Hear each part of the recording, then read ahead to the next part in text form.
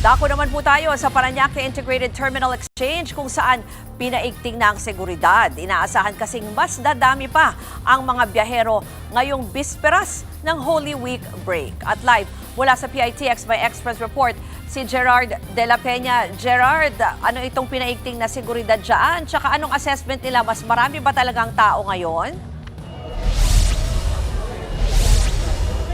Alam mo, Ruth, ngayong Miyerkules Santo ang inaasahang peak day dito sa PITX. Kaya naman sari-saring security agencies na nagpunta dito para masiguro ang kaligtasan ng mga pasahero.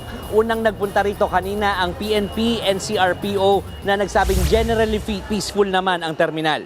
Nagkasabay naman sa pagdaan ng Bureau of Fire Protection at ang Office of Transportation Security ng Department of Transportation.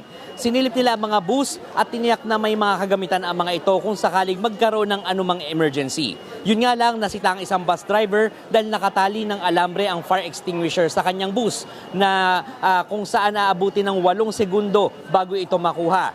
Masyado raw itong matagal kung sakaling kailangan rumisponde sa sunog. Pero sa assessment naman ng mga opisyal, may tuturing na safe ang terminal. Para raw sa araw na ito, lalampas sa 200,000 ang bilang ng mga pasahero. Mas taas ito kumpara sa 196,000 na naitala kahapon. Kahit tumaas ang bilang ng mga pasahero, sasapat naman daw ang mga bus dahil ginagamit na ngayon ang mga special permits na binaba ng Land Transportation Franchising and Regulatory Board.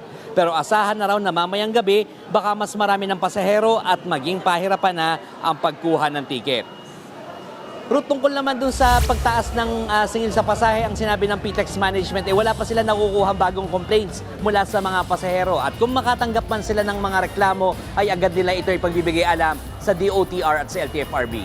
Ruth. Gerard, tanong ka na lang, itong pabalik naman kailan yung inaasahan nila na dagsa ng mga, baka may mga nag-reserve na una nang nakabili ng ticket pabalik ng Maynila?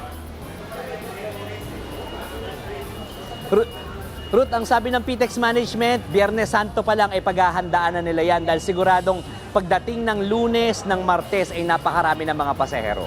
Ruth. Yan po ang Express Report ni Gerard de la Peña live mula sa PITX. Mga kapatid, Ruth Cabalco, para sa mabilis na pasada ng mga balitang dapat niyong malaman, mag-follow at mag-subscribe sa social media pages ng News 5.